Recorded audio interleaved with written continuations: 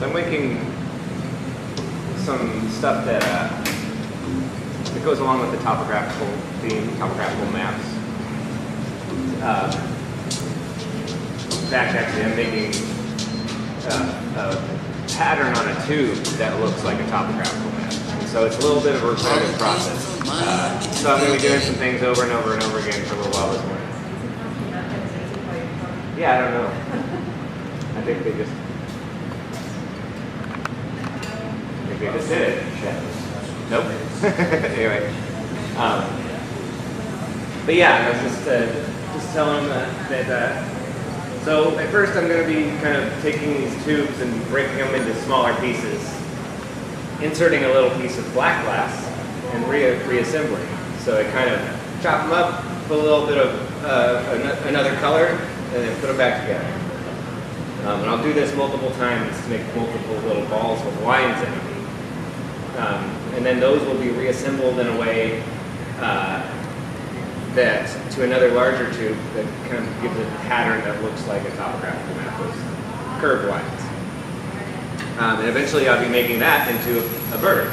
Yeah, a starling.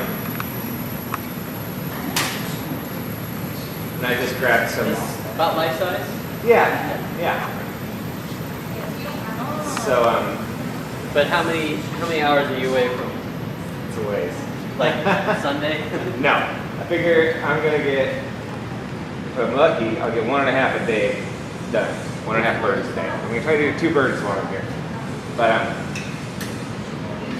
so I make these topographies occasionally, every couple of years. And they typically are trying to cement a memory, oftentimes from my childhood now, that's starting to fade, or the details are starting to get fuzzy. So I make these topographical maps. What's the scale on this one? That one is about, this big around total, and they're. Last night we played around with something like this, with string. Yeah. But this is a glass piece. Yeah, that's just made up of little strands of glass, so it doesn't weigh very much. It's really light. That was one I lived right here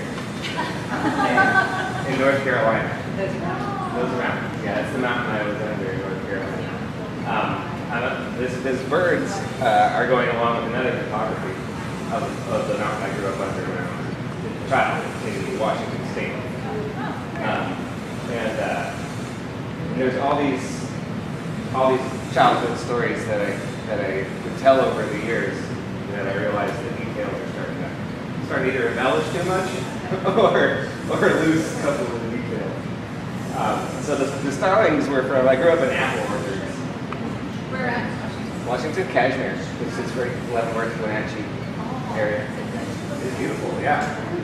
But these starlings, my friend's father had a cherry tree in his backyard, and one year the flock of starlings came in right before he was going to harvest and just decimated his cherries, and that year. And so the next summer, my friend and I had our BB guns, and he paid us a quarter of starling to shoot the starlings out of that cherry tree. And so I make these little dead starlings with a quarter in its paw. They're really cool. They're probably the most popular thing I've ever made. Some are filled with BBs. Yeah, I fill them with BBs. They're hollow, right? And then, so I'm trying to now insert that pattern of the map. It's not that specific mesh, but those birds are now going to kind of go along with that. So anyway, that's what I'm making. Why wouldn't you just draw the line on the surface of the tube? Yeah.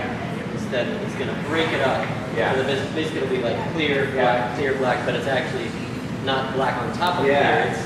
So when at least with the type of material I'm working with, when you lay a glass on top of a clear glass, say I was just kind of draw with a stringer, you can kind of use heat and almost just draw on the glass, right? What you have is the black laying on top of the clear. And when that black melts in, it kind of spreads out like an ice cube melting. And that black line gets either wide or it fades at the edges. And now when you break a tube apart and you put black on that opening and then you connect that tube again, you're actually trapping that black between the clear, right? And when it melts in, it remains that rigid, hard line and doesn't fade or blend out at all. So it's really time consuming. Another thing I love is the process. I love repetitive process, and I love that soothing quality of doing something over and over and over again and getting a guaranteed expected result. And this really makes me happy in that way. So it's a little slower, but the results are subtle. It's meeting me a lot. Yeah. I'll try that. I'm pretty quick at it, but it still goes slow. So thank you all so much for coming out this morning. I'm Robin Rogers. I'm the assistant manager here at the studio. Have you guys all been to the studio before? First time for some of you? Very good. You can get to work. I don't want to. That's right. We're part of the museum across the street. Have you guys been to the museum? Everyone been to the museum? Good. We're part of the education department. Micah here is visiting us he was with us last night, and the next 3 days he'll be here working. We do this series, the Visiting Artist series, about 3 or 4 times a year, and we're really excited and lucky to have him here with us. I'm going to be kind of floating around. We have a heavily narrated demonstration time from noon to 1. I want to kind of get you guys oriented right now, and we'll watch this process begin. If you have any questions, you can always field them to me first, and then I can relay them, because you might be. Yeah.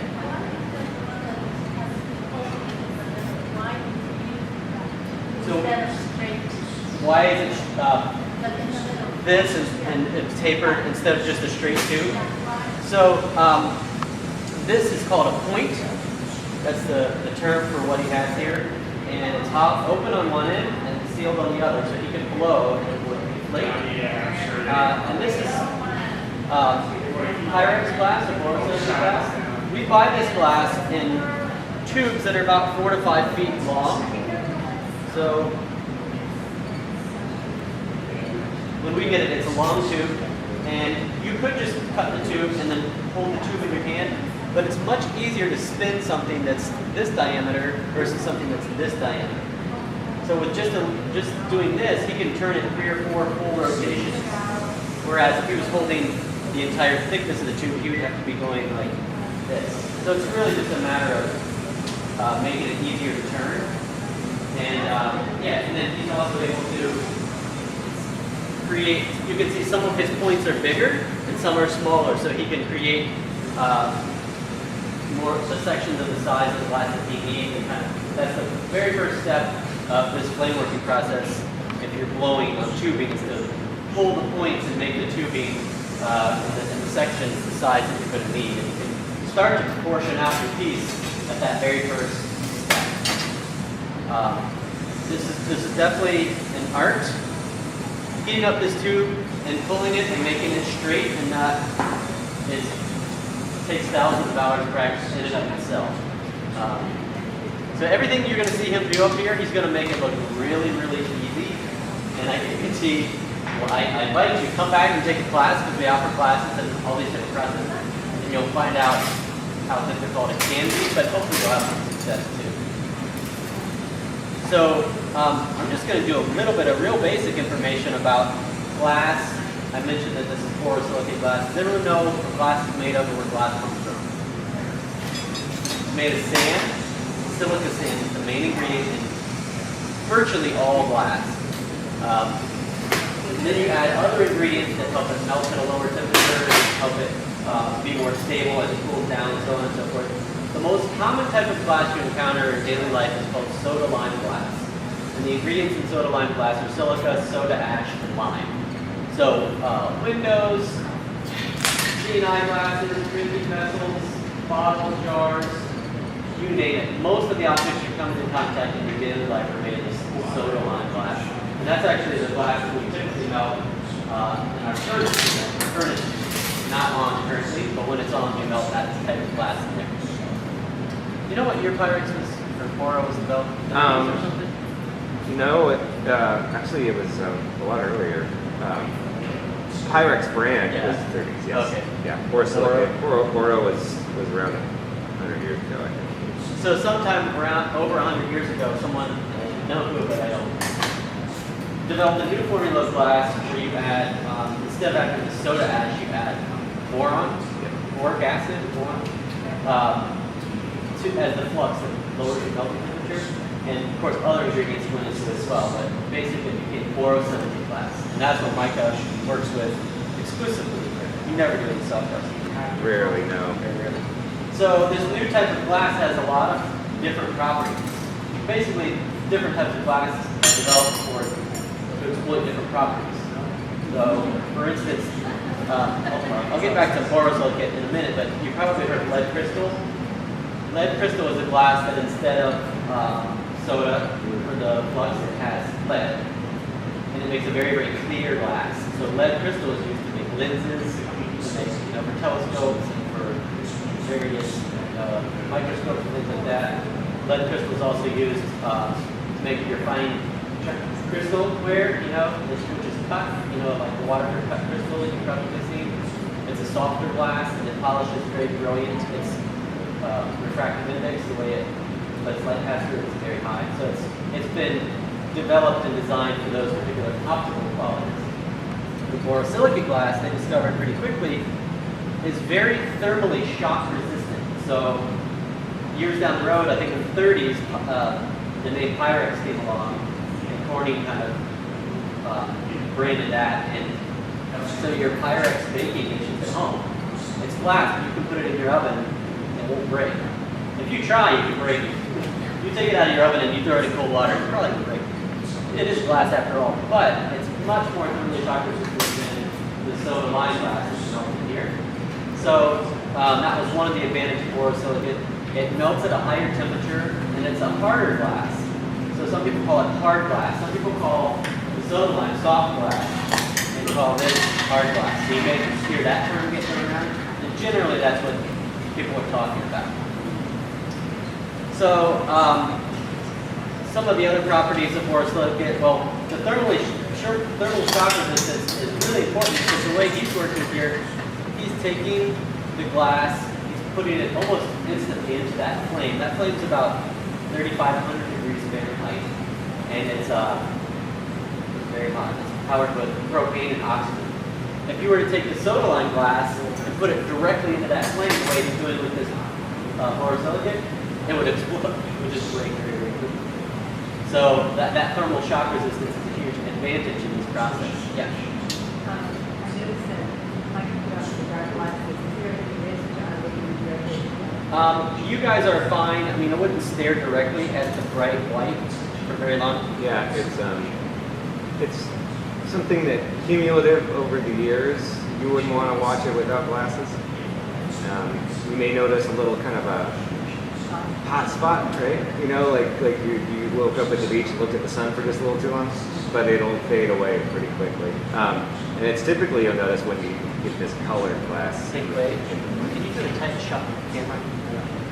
Up there? Yeah, this one. Yeah, the glasses he's wearing are actually, they look like dark sunglasses, but they have a special lens to them that helps cut out the flare.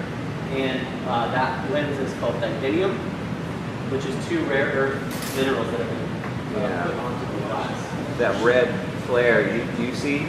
I don't see any of that. Yeah, he doesn't see it at all. Which, yeah. Yes. So we watched the video earlier, and they all the gloves and treatment on glass. Yeah.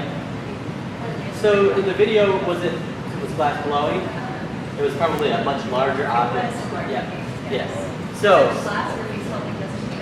that's a really interesting question because glass is an incredible insulator. Right? There's some things in this world that are conductors and some things that are insulators. So let's say copper, for instance, is an incredible conductor.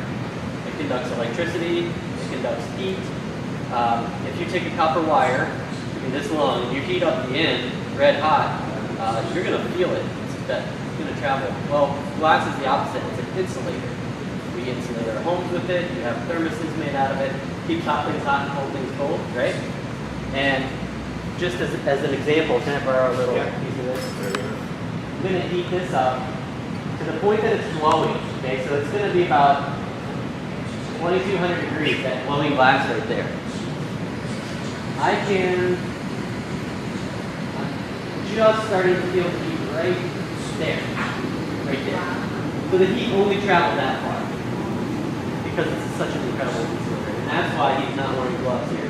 Now, some flame workers, this process is called flame working, they'll have torches that are large, and Micah, depending on what you think, works with very large flames too.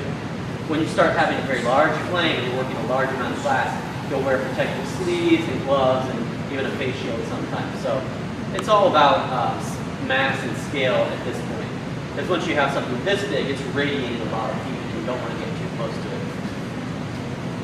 With that being said, a lot of times if you see a hot glass demonstration in here, typically the person that's working at the bench that's turning the pipe and that's using the tools won't wear gloves because it really affects the dexterity of the fingers. So if he was wearing gloves, trying to turn this little 1/8" tube, it would be very difficult. His gloves would get caught up constantly. So, glass blowers also get desensitized to the heat a bit. Your hands in that hot area all the time, your skin thickens up to an extent, but it can only take so much. I have no callus. I have baby hands. Flame workers, we don't. You wear gloves when you sleep? Yeah, exactly. Lotion on Yeah. and gloves. Yeah. Make sure. Yeah, so what he did, and he's about to do it again. Yeah. He took the tube, you can watch over here, he's about to do it. And then he made a few constrictions. It was like ball. And then at each one of those constrictions, he broke it open, so that it was open. He put a little wrap of black, and this is still very hot. He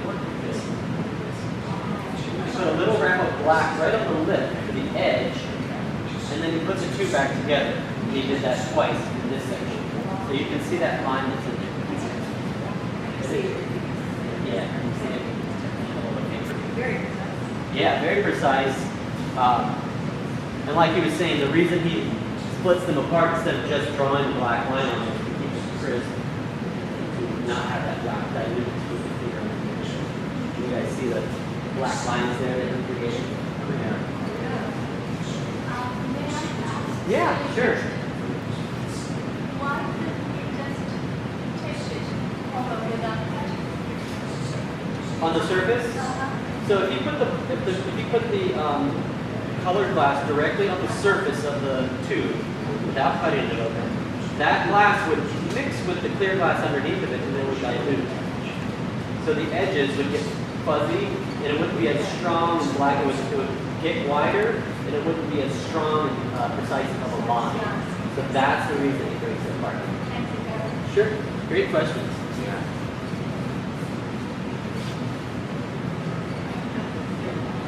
And you said maybe like 15 bubbles final?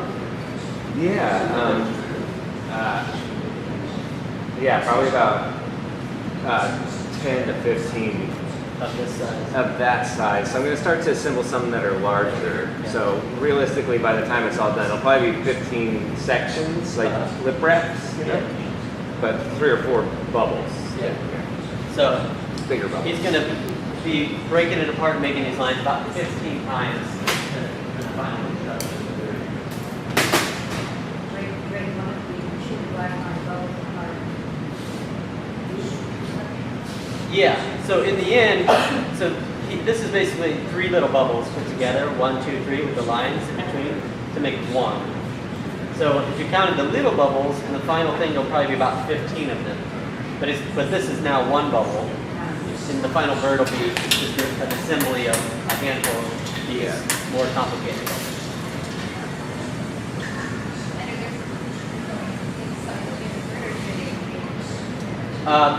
The bird will be constructed out of these. So once he gets these all prepped up, he'll start to actually shape the bubbles and then start to put them together to create the bird. Basically, between this material and the black rod he has sitting on the table, well, the bird is already here. He just has to put it all together. So the bird is hollow? It'll be hollow. Yeah. And the black lines will be on the surface, like you said, referencing the topography. So the way you get a shape is by stretching almost? Yeah. So when he goes to shape it, he'll be heating probably like the entire bubble and flattening it and shaping it and stretching and pulling and poking and If he was to be making this bird just out of clear glass, it would take a fraction of the time because he wouldn't be adding this intricate color pattern. But it's so integral to his design and to his concept, it's important. Even though it seems tedious and long, it's actually, compared to other processes, glass blends very, very fast. Because if he was sculpting this out of another material like marble or something, it would take, it could take a week to chisel it away and finish the surface. So why does the glass crack? I told you that if he was using, let's say, soft glass tube and he put it right in the flame, it would crack. That's when it would explode. Does anyone know why? What the risk of cracking does that come from? Anyone guess? Molecules are what? Realigning.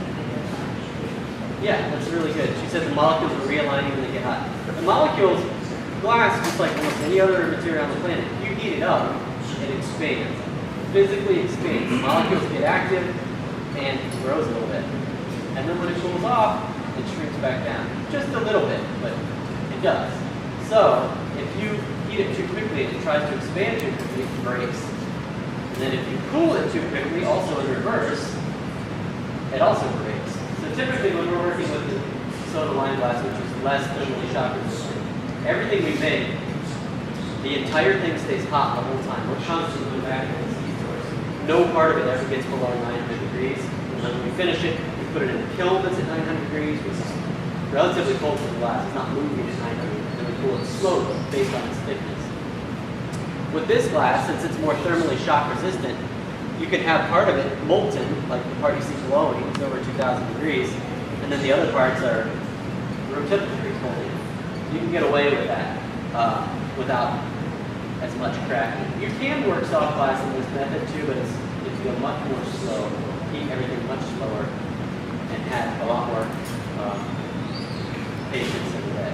So, when he finishes this bird though, it will have stress in it. So heating glass up and cooling it off, there's always going to be stress. And you mentioned the molecules aligning, it's a really good point. The proper way to cool the glass off to relieve all the stress, to allow the molecules to be happy with each other, is a process called annealing. So annealing the glass takes place typically in a kiln.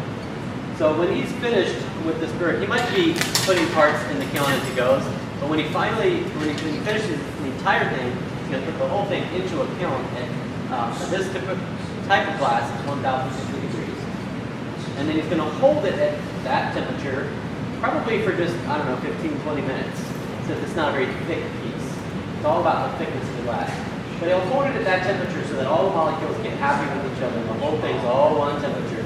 And then from there, determine a rate to cool it down slowly to room temperature. If one part cools faster than another, molecules are going to align differently, they're going to get stuck in that matrix, and then they're going to, it's always going to have stress. Now, some glass can be stressed out for years and never crack. Some glass will be cracked when you take it out of the kiln. But I've heard lots of stories of the one, I don't know if it's an old glass blower's tale or not, because I feel like I've heard several people tell the same exact story. But that they made this one vessel for their grandma, and it was on the table during Thanksgiving or something, and in the middle of dinner, it was cracked apart. But that happens. That can happen. If glass has stress in it, it can relieve that stress. Sometimes like a cool breeze might come through and the lower part expands. So it gets trickier when you have thicker areas and thinner areas. You have to be careful as you cool it, because the thin areas are going to cool off much faster than the thicker areas. There's a whole art and science to annealing glass or cooling it off without stress. So it's really incredible, fascinating material. Tempered glass, you guys have probably experienced tempered glass in your life. Very, very strong, very, very hard glass. But when tempered glass breaks, like a car window or something, the whole thing goes, right? It breaks into little teeny tiny pieces. And the reason, or the way they create tempered glass, it actually has an inherent amount of stress in it. And it gets its strength somewhat from that stress, but if its strength comes from its surface tension, but if the surface tension is broken, if there's a tiny fraction, one spot on the surface, all of the stress is released in this. And that's why car windows will break that little rock salt, which is why it's called safety glass, because if your car window breaks, you don't want giant shards, you want little tiny pieces of glass. And it's very hard. But that tempered glass is made during the cooling process. They actually spray the surface of the glass with compressed air, and they freeze the surface of the glass only. It's interesting. So that everything inside cools at different temperatures. Yeah, so what happens is the surface freezes, and I think they have so many nozzles that basically the whole surface freezes instantly, but then the core, the center of the glass, which is still cooling, shrinking, it's contracting, it's pulling in like a spring, pushing the spring down. But since the surface is already frozen solid, the glass is below 900 degrees, it's not going to bend or move. So it doesn't move at all, it just creates this tension. It's like a spring. And when it breaks, it's like a spring letting go. Yeah, exactly.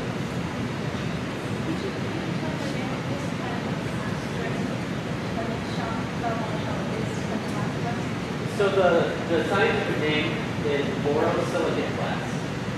Boro, B-O-R-O,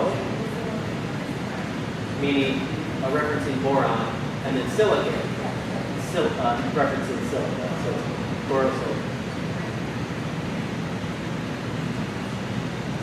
Otherwise, known as Pyrex. That Pyrex is the brand name.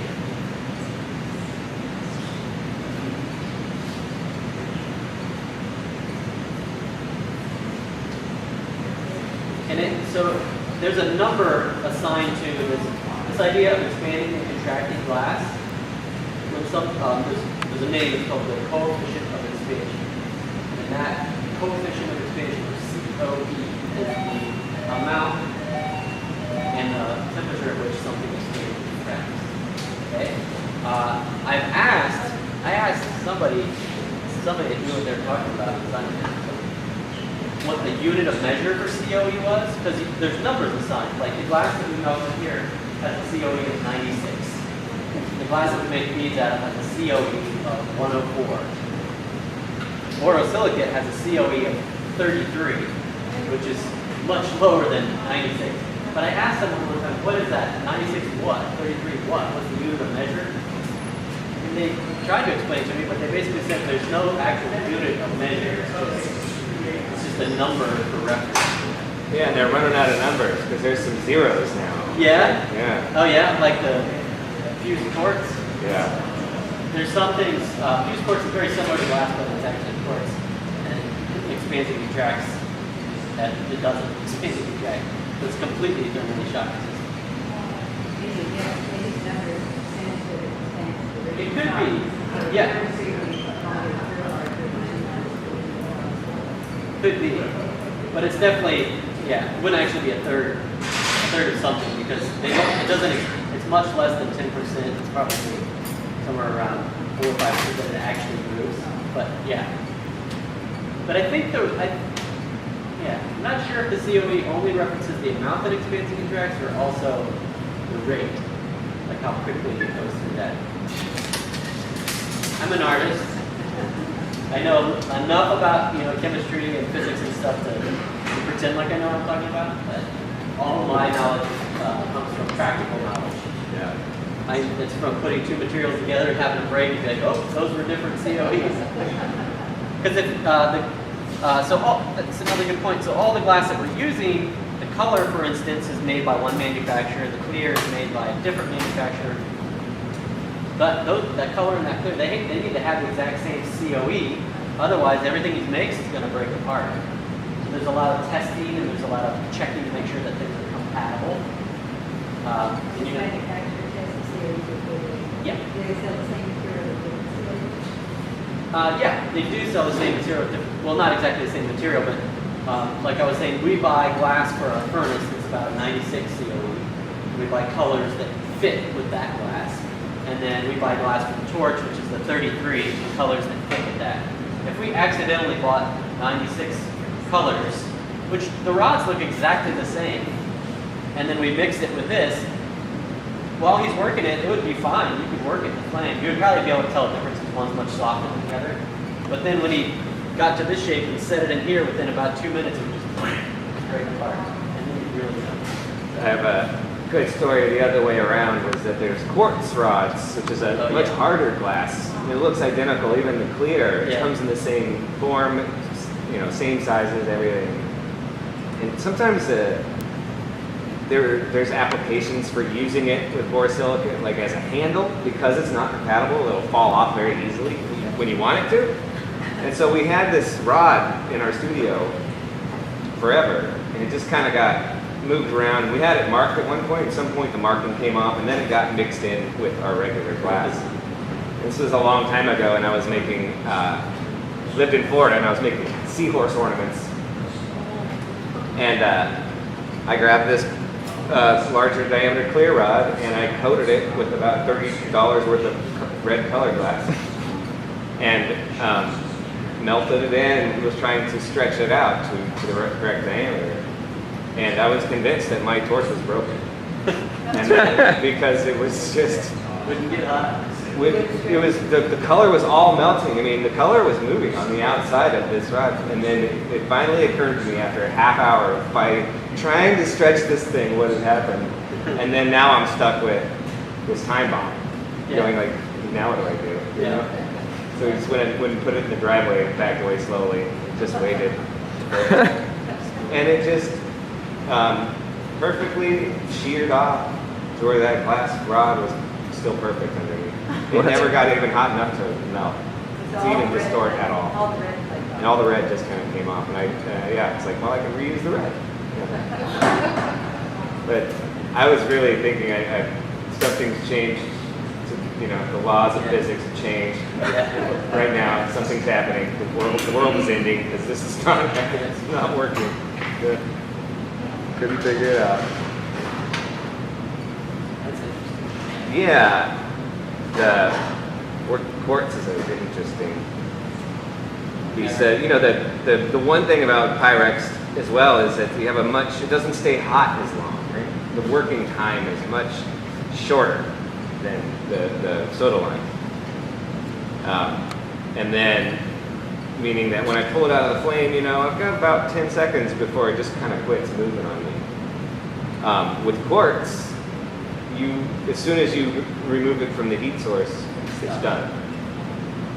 And so it's interesting to see the factories or the places where people work with quartz and how difficult that is.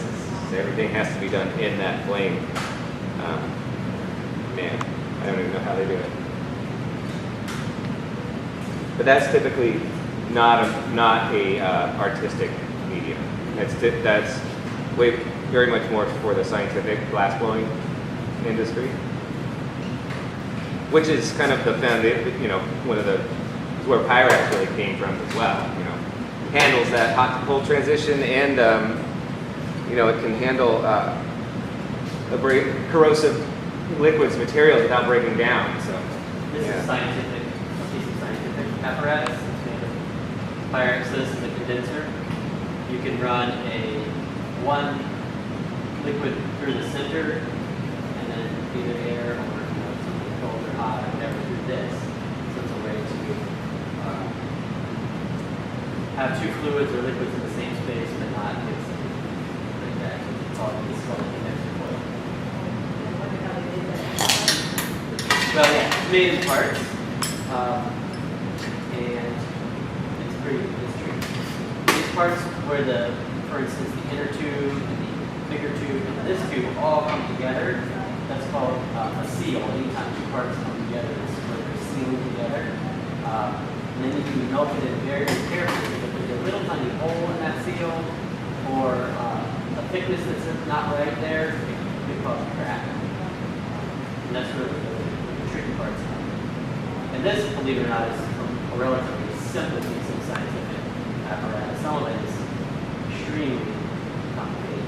In fact, I just saw Kiva put up a little video of a piece that he made scientific. Yeah. It was like a tube this way that had a quartz window on either end of it. And there were seals coming off the top and bottom. So it was like a viewing window, so they were sending the fluid through it. They could look and check the color, bubbles, or what. I don't know. But scientific work. But yeah, that kind of, the Pyrex, borosilicate, the beakers, test tubes, Erlenmeyer flasks, the Corningware, the bakingware was part of it, but the scientific industry was really driving the world, borosilicate world. This seal is really bubbly. Surprised it passed the mustard. Bubbles in it. Oh yeah. Somebody didn't clean their glass. Yeah. There's all these little tiny bubbles in the seal, and depending on how much pressure they were running with this, that could actually turn into a leak. Well, I mean, since you guys are just using it to make moonshine at night. Yeah. Still parts. There's some bubbles in that seal. Not passable, I think, for some really high end. Some way to boost.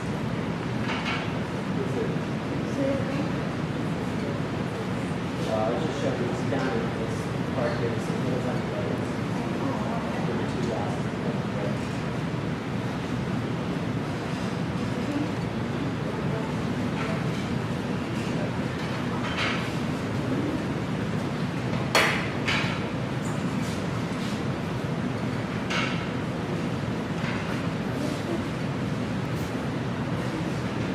Borosilicate is interesting. I was just, I've been up at Corning a couple times this last couple of years, and they have this great kind of chemist. He's the liaison from the Corning Corp, the research development stuff to the museum and the artists. So he can come in and try to translate what's actually going on with glass to the artists who typically we think we know, but we really don't. So he's great. His name's Dr. Cook. Like, Yep. And her name's Dr. Cook, and she was telling me about how little we actually know about Pyrex, because it's kind of was the first glass that was engineered by man. It didn't kind of just naturally occur, and then we kind of fine-tuned it. They made this for a specific purpose, and it was invented about 100 years ago, and the first scientific published paper on what it is and why it's happening just came out 100 years later, as they finally narrowed down kind of exactly what's going on. And so all of this color and everything that us artists have been making for it, I'm trying to ask him why, we have some problems with our colors sometimes, and he was like, because none of that's supposed to work. He's like, I don't know what you guys are thinking, that this is a good idea, but it's not.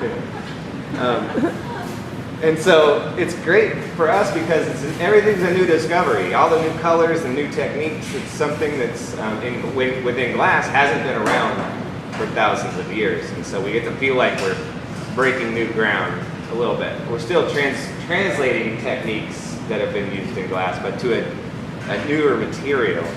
And so there's different, and we have to kind of adapt things. So it's a lot of fun. It's a lot of fun to be working with this material right now, because we're really developing it as we go. It's fun, yeah. How long have you been doing when did you start with glass? I started in 1999 in Seattle. that? Oh, yeah? Yeah. I walked into a glass studio, and they wouldn't. I just didn't leave for 2 years until they finally said, just try it or go away. Hot shop or Flameworking. I'd been around hot shops a bunch. One of my earliest memories was going to Disneyland and stumbling into that little glass blowing studio where they were making Mickeys and Minnies in Flameworking. And my dad still tells me, he's like, we could not drag you out of that place to go ride roller coasters and rides. And he was like, I was shocked. He's like, you wouldn't leave. You were just throwing a fit. Something about the way that glass moves when it's hot, it just stuck to me, right? And I'd seen glass blowing a lot in Seattle, And then I walked into a Flameworking studio, and I hadn't really been exposed to it a lot since that point. And when I realized that if these crazy, hippie guys in Seattle can do this, then I can do this. This isn't rocket science. And they were really nice, and I was an artist. And I had my sketchbook, and I did a lot of figure drawing and stuff. I usually let people just hang out, but as long as I was doing something creative and drawing in my sketchbook, they said you can come and hang out anytime you want. So I hung out for 2 years. Once I started, I was hooked. I quit my day job 2 months later, which was the worst idea. But it forced me to learn how to make a living off of it rather quickly.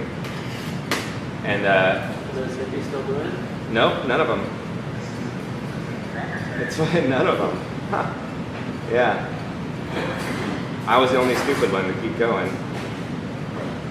It's worked out, but it's a material. You'll hear this from a lot of glass artists, that it becomes your lifestyle. It just becomes a part of you. I say it's a little more, glass is a little more of a disorder than an art form. Most glass artists have the exact same story. How did you start? It's like, well, I saw it, and then I tried it, and then I couldn't stop. And here I am, years later. It's like, it seeps into your dreams. And then It's every day since I touched it. It's the last thing I think about before I fall asleep, and the first thing I think about when I wake up. that glow, that movement. I mean, for me, it's like the stuff when it comes out of the kiln later at the end, it's cool, pretty, whatever, but it's the process that keeps me coming back. Yeah, I tend to find processes that are really repetitive and take a long time that nobody appreciates with me.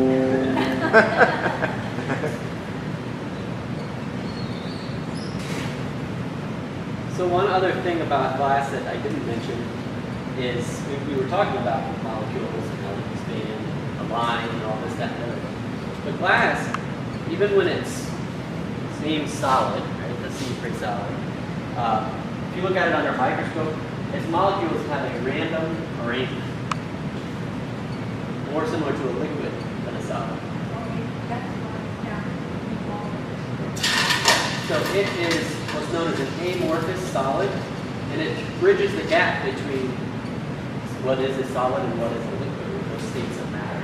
It can't be, it's actually more similar to a liquid than a solid, even at its room temperature state. So, The old window sets. I love this story. So I've got a good one for you. Yeah. So there is always, because this is the beautiful part about history and kind of trying to figure out how things happened in that. Old windows, like you get from centuries, like from those first glass windows in churches, right? And it was, over the years, the theory is that the glass is actually slowly settling because they're always thicker at the bottom. And that over time, years and years and years, that glass has kind of flowed down a little bit.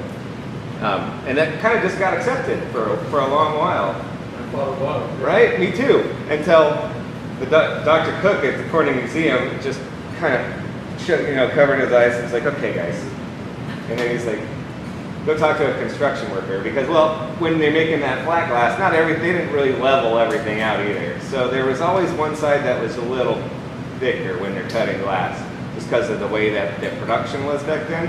And when they work in construction, it's always the thick, heavier side down, because that's just kind of what they do. It doesn't tip over. It was really just a manufacturing flaw in the glass. It had nothing to do with that. Over billions of years, it may actually start to settle a little, but nothing like There just definitely hadn't been enough time for that theory to kind of come. So it's just the workers. Yeah. It's easier to carry it this way. Yeah. And it was certainly all handmade, hand-blown glass. So. Yeah, the way they used to make that sheet glass, there's a couple different ways, but they would make a big cylinder and kind of cut it open, and then it would roll out, roll it out to Heat it up. Yeah. Well, they didn't just pour all the sand in it. in a pan? Right? Yeah. I mean, that's actually a good question. I don't even know. As far as I know, the earliest windows were done sort of in this method where they would get glass hot, and then they would basically spin out a disc. They would make big discs, and you could cut it. But those discs were always thinner on the edges, thicker in the middle, so there's a lot of inconsistency there. But you get beautiful windows. If you've ever seen old stained glass that have these round motifs in the stained glass, those are those discs uncut. They're called rondelles. There's usually like a little spot in the middle where it was attached to the metal round that was spinning it out. So that, I think that's one of the earliest window productions. And then, like Micah was saying, the cylinder method, where they would drop out a very large cylinder, probably like that big around or however big around, remove it from their blowpipe. They'd actually cool it down to room temperature and cut the ends of the cylinder off and slice it lengthwise. So now it was like this. Heat it back up and then have it relax and lay down. We lived in 1904 and we were told that all of the very Yeah. were made on site. Oh, And Wow. It was watertight, so it was kind of the same thing too. It had like some shadow. Well, how they, so they were jacket well, the shape, if you did the cylinder method, if you take a cylinder, you cut the ends off and you slice it lengthwise and then you heat it and lay it down, it's going to form a rectangle. But then they would probably use glass cutters to cut the exact dimensions of the It's cool. Yeah. But we were talking about the quartz too. So quartz differs from glass because it is a true solid. It has a crystalline structure. If you look at quartz under a microscope, it's hexagonal molecules locked together to a tight matrix. Like most solids, almost any solid if you look at has sort of a somewhat crystalline structure, very geometric alignment of molecules, whereas glass never does. Always amorphous, always random. Which means you can heat it back up, melt it down, it doesn't have a memory of how it was before it turns into something else. And generally speaking, you can heat glass up, you can melt it, you can cool it off, melt it, cool it off over and over and over, almost endlessly. But over time, you start to burn out some of the chemical ingredients, and it'll start to get more stiff and not want to move as freely, and then it might get some other undesirable effects from heating and cooling so many times.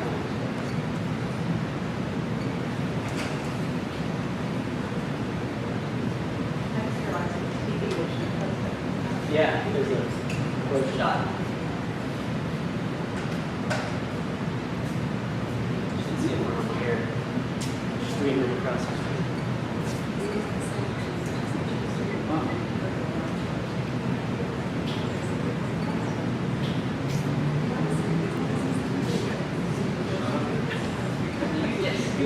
How old is the original first glass windows? Windows, I'm not sure. I would have to research, but I can tell you that glass making began so long ago that we don't have an exact date. Over 5,000 years ago. And glass, like Micah was saying, the first glass was not really invented or designed or created by someone. It was probably a byproduct of, well, there's that. There is naturally formed glass, 4 times that. But the first man-made glass was a byproduct of probably working with metals and some slag and byproduct from working with bronze and things like that were glass-like materials that they started to play with and then realized, oh, well, we can add a little bit of this and they have little better results and so on and so forth. About 5,000 years, but the earliest stuff was really small, solid beads and small little sculptures and things like that. Okay, and if you go next door, we don't have glass that's 5,000 years old, but we have some very old ancient Egyptian pieces of glass. This was during the Bronze Age, so there was no iron, there was no anything steel or anything like that. So we talked a little bit about conductors. If you tried to make a metal tool over here, copper, the whole thing would heat up. So you can't have a copper blowpipe, burn your hands up. So it wasn't until the Iron Age around 50 BC that this process of glass blowing, the long metal rods and tubes were created, which revolutionized glass making because it was much faster. Everything was a much slower process before. In fact, this process, flameworking, working over an open flame like this, predates this process of glass blowing over here. Now, I know Micah's been talking about borosilicate, how this specific material is only 100 years old, but this process of working over an open flame also dates back thousands of years, probably, I don't know, 3,500, 1,000 years. Now, they didn't have an oxygen propane, really fancy torch like this. They had what kind of looked like a beehive with a fire underneath, a little hole in the top with flame shooting out the top of it, and then later oil lamps with blowers, little bellows on them to make the flame a little hotter, melting glass directly in that flame. Again, early on, making beads, very small, delicate things. The ancient Egyptians did make vessels. They made hollow forms, but they weren't blowing. They didn't have tubing. They would make what was called core forming. They would make a core out of organic material, so things like hay and like animal dung and mud, clay, things like that. They would make a core, and then they would dry it out, and then they would get a rod of glass hot in that little torch that I described, the ancient torch, and they would just turn the core and wrap the glass around it, and they would add color, decoration, things like that, and then they would pull that slowly, and then dig the core out, and it was a hollow form, typically for perfumes or ointments and things like that. Really small scale, and at that point, it was so time-consuming and such rare knowledge that those objects were really for the royalty, the pharaohs, exactly. And we have examples of those next door. But then again, once the ancient Romans came along, developed the blowpipe, it became much more commonplace, and kind of everyday people got their hands on glass because the production was so much faster, and they started to use it. In the ancient Roman days, it was kind of the plastic of the time. There was a lot of glass out there, not to the level that we use plastic, but it was much more attainable and usable. If you look at glass throughout the history of mankind and the history of the development of medicine or other sciences, it's played a pivotal role in so many aspects of our life. Prior to glass, there was no material that you could truly sterilize. You can make pots out of clay and fire them and stuff, but they're always still porous, and you can't truly make a truly sterile environment, but with glass you can. And then if you think about microscopes, telescopes, seeing eyeglasses, all of that is glass. So without glass, we can't see the universe, we can't see the molecule. Is porcelain a type of glass? No, porcelain is still a type of clay, but it's there's all different types of clay, and there is all different types of glass. It is a very, very fine type of clay where it's less porous than other types, but it's still considered clay. Still porous? Yeah. Now glaze, you're familiar with that term glaze? You've seen pottery with glaze on the surface? That's glass. Glaze is basically, in a very basic term, a thin coating of glass on the surface of clay. And colors. Because that's one other thing I haven't touched on. I talked about the silica, the soda ash, and the lime. I talked about the silica and the boron, everything. That was all clear glass. He's using this black glass out here to make the lines. So if you want to make different colors of glass, you add metal oxides to the raw material. Well, it's still in the raw material state, and then melt it together, and you get different colors. And then a lot of metal oxides go into glazing as well. I was oversimplifying when I said glazing. It's not just glass. There's a lot of other things that go into it, but it's the glass that gives it that nice shiny surface. So with the metal oxides, you guys could probably guess if you put, let's say, 3% cobalt oxide into your raw materials, what color? Blue, right? Cobalt blue. Probably heard about that. Manganese will give you purple. And with whites, you can use precious metals, put gold oxide into the batch and get beautiful reds and pinks.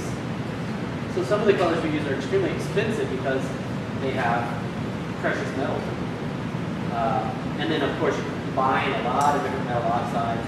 A lot of those formulas for colors have become very secretive. You know, if you look at the history of glassmaking in different regions and things like that, Venice, Italy has been very big in glassmaking since century on. In fact, by the 14th to 16th century, Venice was they developed the process to the penultimate. They did the finest, thinnest, straightest, most beautiful glass ever imaginable. Even to this day, people are still trying to recreate some of the things that made Venice in the 15th century. And one of the things they did in Venice was develop a very clear type of glass, crystallis. And the formula for that is kind of guarded, hidden. And a lot of the techniques were also guarded, hidden, and relegated to the island of Morocco. There's an interesting movie, I can't remember the director's name, Heart of Glass? I think it's called Heart of Glass. And it's about a town, it might be Bavarian town or something, where they melt this red ruby glass. And it's like the town's livelihood because they have a factory. And then the batch master, the one person that makes the red glass, the only person that knows the formula, dies. And suddenly they don't have the formula to make the ruby red. And it's an interesting movie. But there is a history around that. The formulation of different colors and materials, the proprietary, ness that surrounds that. When you discover this beautiful color, you don't want everybody else to make it. What else is new? I think that sort of thing is prevalent throughout many industries.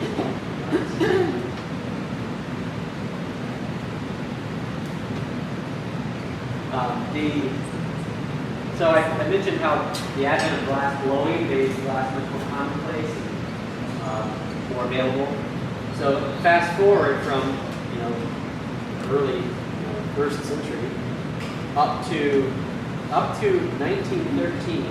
That period of time, every piece of glass you would encounter would have been handmade in some way, form, or fashion. Now they had blow molds where they could get a bubble, drop it in the mold, expand it, and get it shaped very quickly for bottles and things like that. The Romans were doing that. But up until 1913, every piece of glass you touched was somehow made or touched by a human hand. In 1913, there's a man named Micah Evans that invented a bottle blowing machine.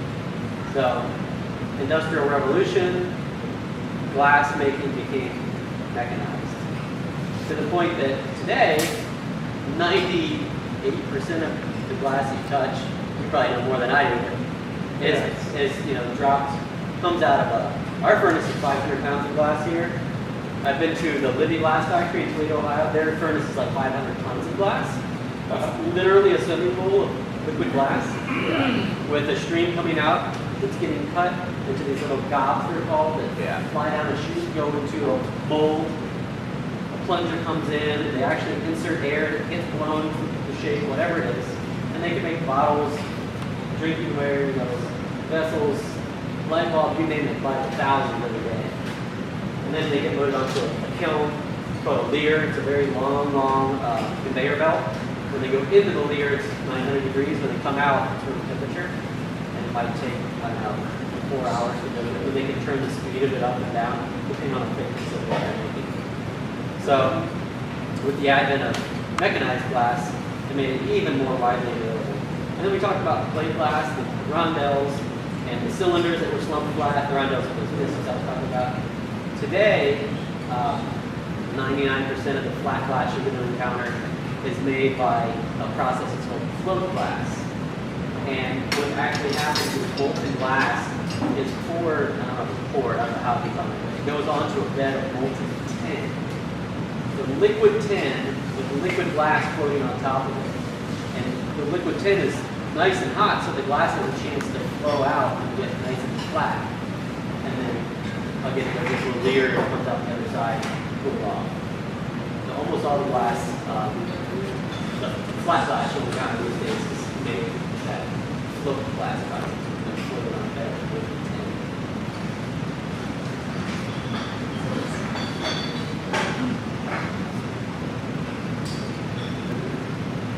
When he's doing that, is he pulling on that? So Yeah, so we get the material in 5-foot lengths of this tubing and rod, different diameters, similar to like how you would get metal, or I'll break it down and stretch out these handles, break it down into usable points. These are actually called points. And then everything I do with hollow glass needs to be straight.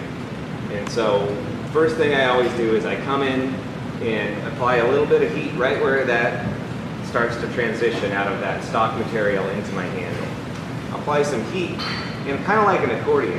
When the glass gets hot, it starts to collapse on itself and squeeze the air out. So I'll kind of like stretch it out and push it back in, kind of allow it to thicken up, and also allow it to center to a balanced point between my two hands. And you'll see me, the further I go, do that over and over and over again. It's always kind of recentering the thing so it's spinning straight. If it ever gets to a point where it's not spinning straight and I go too far and the form kind of goes off center and freezes, it's really hard with this material to get that recenter. So that straightening part of this process is something I do constantly correcting every time I pick up a piece. Did that come to you with that wide, fatter part in the middle, or did you create that? I created that, yeah. In fact, yeah, grab a tube for me, and I'll start that process so you can see.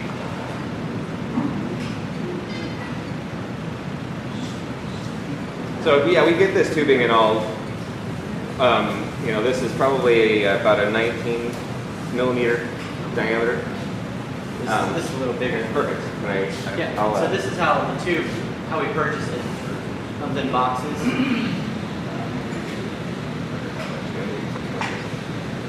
Yeah, it comes in boxes, and the first step for me is always to break this in half and give me the first two handles to start to kind of break this down with.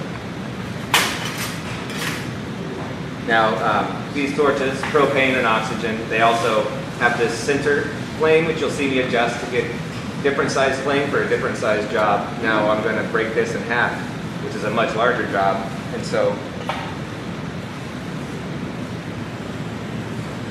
we'll turn on that outer ring.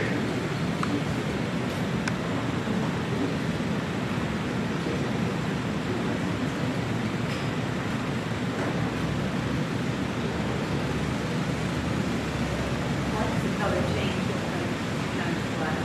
I'm sorry, the torch is a little louder than I couldn't hear you. Is that- What's the change from blue to yellow in kind of glass? The flame. The flame is changing color because that flare, the bright yellow and orange that you're seeing, is called soda flare, and it's the soda burning out. There is that true? Yeah. Soda or sodium flare. Sodium flare, yeah. So we've been talking about how this glass has boron in it, but there is sodium in it. There's soda in it too. That's hard. Oh, very much. So there's a bit of a finesse to this, is that when you first start out, it drives you crazy because you're heating it up just enough to become very loose, not enough to get out of control and collapse all the way. Because eventually, if I applied enough heat, it would collapse until it's solid. So you want an air passage, you want it hollow, and then there's a certain point where it starts to freeze, and you can increase the rate you're pulling. And so it's a fine balance of a lot of different things going on with the material to get it to stretch out straight, to get it to freeze up at just the right time. And this is how I start to break down every piece of tubing I work with. From this point, break this in half. Now I have pretty much a straight transition to this much thinner point. And once this cools off, which it happens pretty rapidly.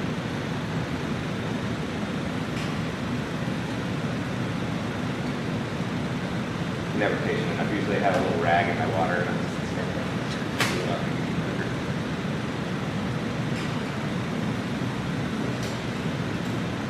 these little scoring tools, little carbide scoring tools. allows me to put a little scratch just in the side. And once there's that weak point on the glass, a little bit of water actually gets a little more. Great. I always open up one end because now when I stretch out another handle, and then again break it in half and seal it off. If both ends are sealed, it's pressurized. Right? The pressure in there, depending on whether the tube is heating up or cooling down, will expand or contract. So that can be problematic. So I always try to remember to open up one end.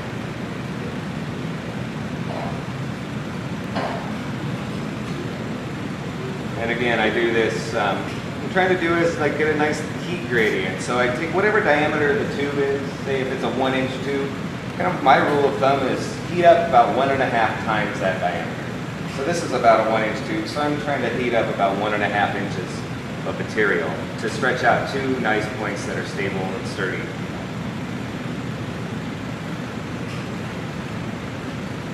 Do you change that ratio based on the thickness of the tube? Yes, yep. The tube comes in a different variety of thicknesses too. They have what's called standard wall, medium wall, heavy wall, extra heavy wall. And you would choose that thickness based on what your end product was. I kind of taught myself a lot, and I've developed this John Travolta thing. I do the point at the end where I pinch it between my fingers and kind of point away, and it just keeps spinning. But what this is doing is really kind of aligning my arm and my shoulder and my other hand to keep it straight. And I never noticed I did it until somebody called me out. And they were like, "That's so the Travolta thing." It's like, I didn't even notice that.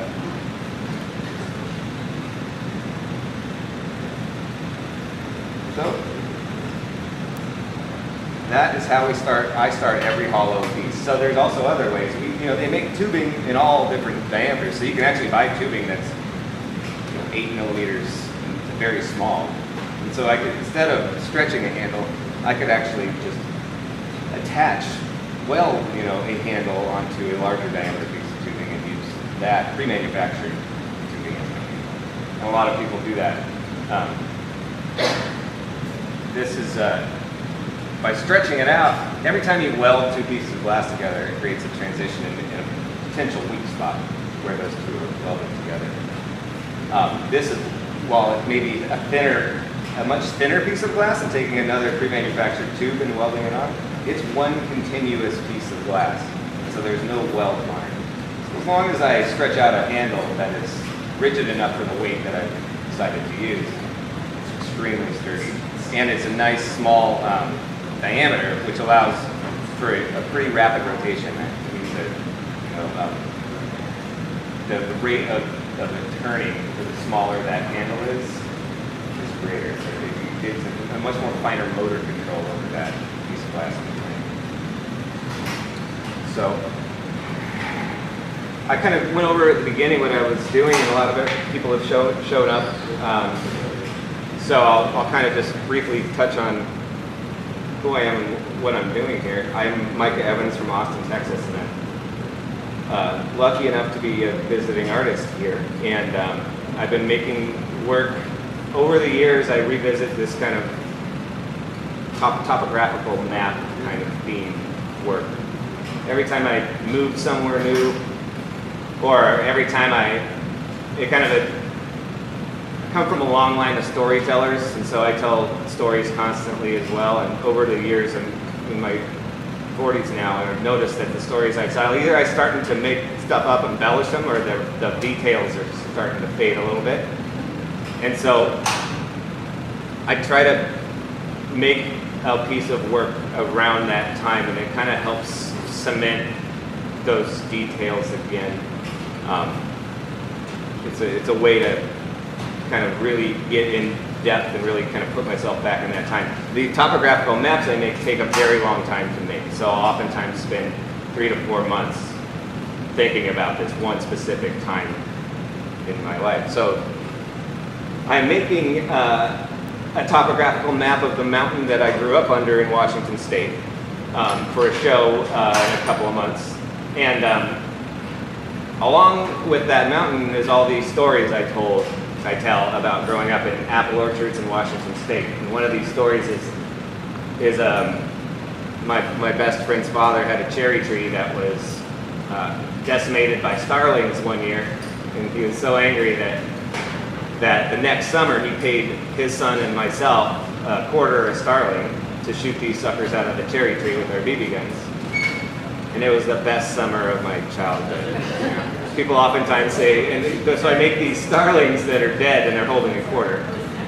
And everybody says like, oh, you're kind of paying for your past sins. I was like, no, this is a great memory. It was a lot of fun. Because you're a 10-year-old boy, things are different back then. You don't quite have the same understanding of nature and life. But they've become one of my favorite things to make, and one of the favorite things people love them. It's probably one of the most popular things that I make. So I'm making, I had just drew out some little references. This is about scale. So I'm going to be making a starling. But I'm going to try to, I usually just make them with clear glass, but now I'm going to try to get a pattern that resembles a topographical map.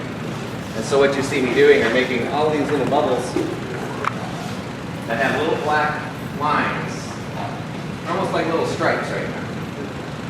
So I'm making all of these bubbles that have these little perfectly spaced out lines. And eventually I'm going to take all of these bubbles and I can pop a hole in both of them and stick them together and blow them into, then take those two bubbles and blow them into a larger single bubble. And now every time I do this, I'm going to attach it at a different angle, which will make those lines shift and warp. And so by the time I've assembled all of these together, and every time I assemble a bubble and blow it and kind of make it back into that cylinder, it's going to distort those previous lines in a way. And so I've done this once before and was surprised how much it started to look like that flowing topography or topographical map. Those lines that just, radial lines. So I'm getting actually close. I tell people it's like, my work is like watching paint dry because I love repetitive process. And so I can do this all day and not even know it. I'm trying not to do that. I'm going to try to make a couple more of these sections and start to assemble them together. And then the making of the bird is actually one of the, I'm going to do this today and tomorrow. And probably both days it's going to happen in the afternoon, the real sculpting of the bird. But right now it's just getting these all set up and then we'll start to assemble these bubbles. If I don't get to see you make the bird, will they be someplace where I can come see the finished result? That is a good question. Hopefully, either I'll have one, maybe not in person, but I can definitely tell you where they're going to be online. I don't know how many of them I'm going to be able to make while I'm here. But they will be here until Monday. I know that much. Unfortunately, I love to leave a piece of mine every time somebody brings me to demonstrate. But unfortunately, I've been without a studio. I haven't blown glass in 6 months, really. And I have a show coming up, so I got to steal all of this work and try to get it to Seattle. But the starlings aren't hard to track down online. Okay, one more and then I'll start to pop these together.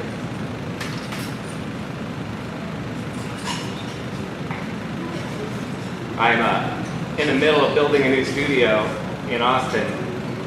I took my first real job in 18 years designing for a glass company, which is great. It's the first time I've been out of control of my own studio. So we bought a new building, and when it's me in a garage, it's really easy to set up a studio, but when you're dealing with permitting in the city, that 2-month time frame turns into 6 real quick. So this has been really nice. It's finally getting my hands back on. I'm glad I still know how to do it. I was getting scared.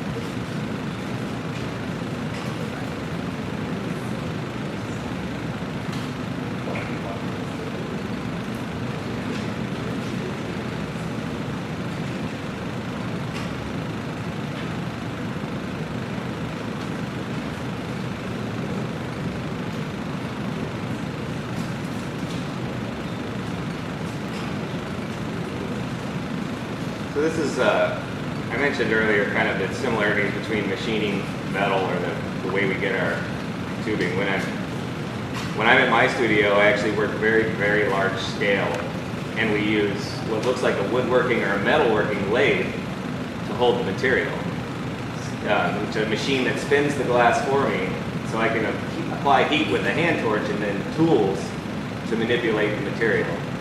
And it allows me to take a glass tube like this, that's this big in diameter, and make something that's monstrous. And at the other end of the spectrum, this very intimate, by hand, very close, low heat relationship is really nice. It's been a while since I've been able to get in small with this stuff.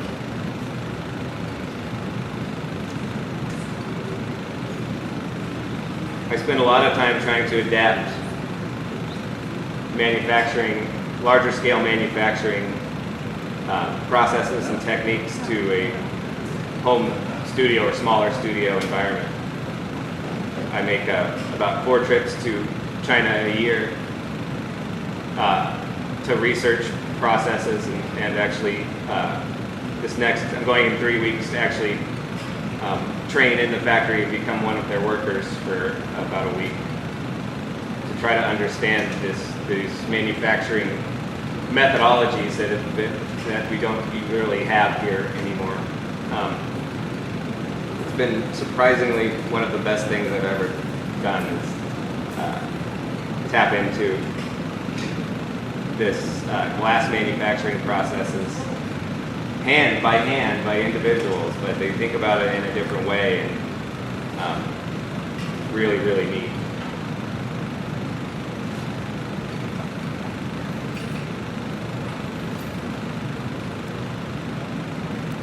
And I know I can't wait to see how bad I am and see how much they laugh at me.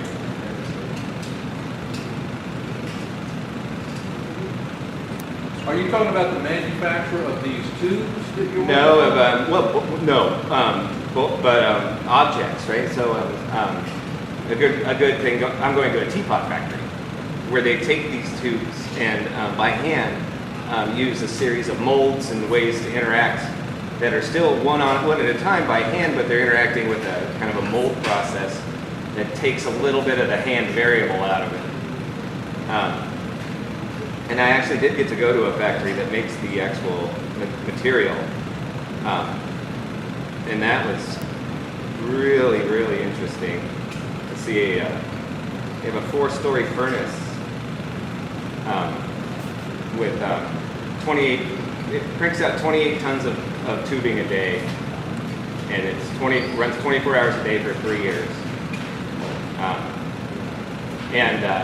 The kind of the reservoir where the glass is held is 4 stories up, and there's a hole in the bottom where it flows over kind of a mandrel and creates the tubing.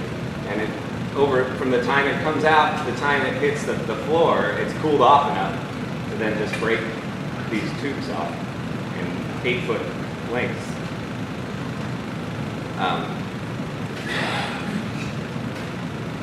It's one thing to see pictures of how this stuff is made, but then to get to climb around on a furnace and get up close. I dang near melted my phone trying to get a good picture of the glass coming out of the furnace.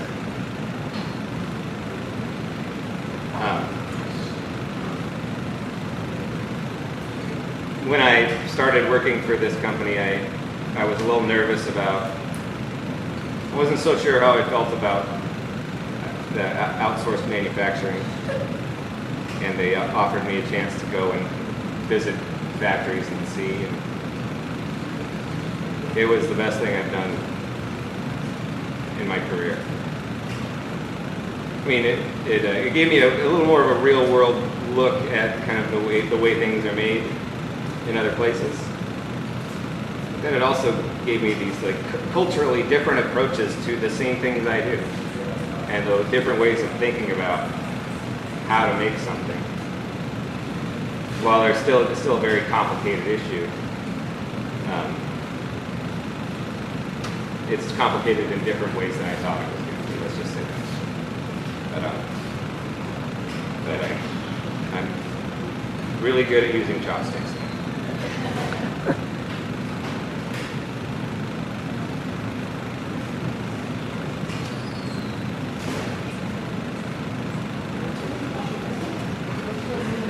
All right.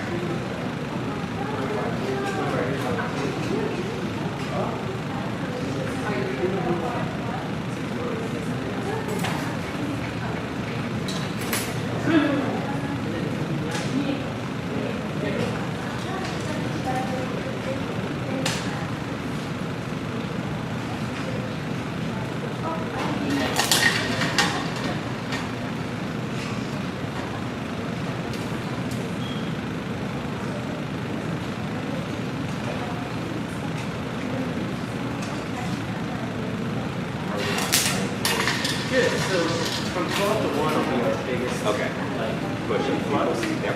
If you want to take, we can need to take like a break between. Like, it's 11:30. Okay. If you want to take a break, it's 12 or something. Yep. Come back on at noon. Perfect. Yep. So he's going to work until probably about 1:45, and he's going to take about a 15-minute break. Our noon demo is when the most people are going to come in, 12 to 1, and we'll kind of go over a lot of the same information that I was doing with you guys this morning. You're welcome to stay. You're welcome to hold on to your seats. Micah's going to be working today, tomorrow, and Sunday with us. He will be taking lunch each day at 1, so there's a break from 1 to 2:30 each day. And then on Sunday, in the afternoon, after the lunch break, it's not until 4 o'clock, he's giving a lecture, right? With slides and everything about his work and his process and his life. So we hope you can join us for as much of that as you like. It'll be about his work and his life and his travels and everything like that. He'll show slides and Sunday at 4. Yep. And all of this information is laid out on this poster here. It talks about the demos and the lecture at 4.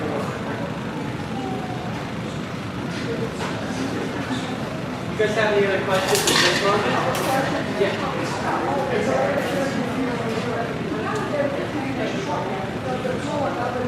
That's a great question. She's asking about like all the old stained glass windows in churches in Europe and stuff, and why is it that the color doesn't diminish?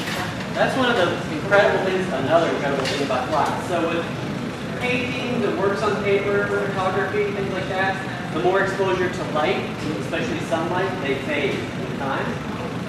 The chemistry in glass is magical to the point that the colors will never fade. Never. Not that I know. Because the way that it's all, the matrix of the molecules and everything is protected. Now, if the surface of the glass were to be abraded by sandstorm or something like that, it could become hazy. Or if it was, let's say, buried in the ground and exposed to a lot of moisture over time, the surface of the glass could get attacked, and it would, I don't know, the colors would fade, but the whole glass would be compromised. So that would require constant exposure to the elements. The UV light from the sun and just being in the air, glass is pretty resistant to those things. It's an extremely hard material. It's not as hard as a diamond, but it's a very, very hard material. So, yeah. So I'm actually going to turn the music back up a little bit in the next 10 or 12 minutes. And then, like I said, we'll take a little break and we'll come right back on to news with a fully narrated demo. Yeah, I'm going to go over a lot of the same information because there'll be a whole new crowd that we did this morning. So at some point I can start repeating myself so it's a new people coming in, so I apologize for if you already heard.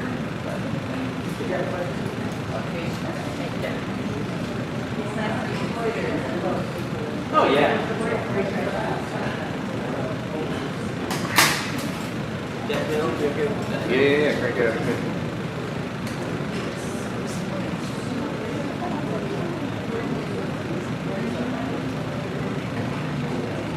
Hitchhiked across USA, plucked her eyebrows on the way, shaved her legs, and then he was a she says, hey babe.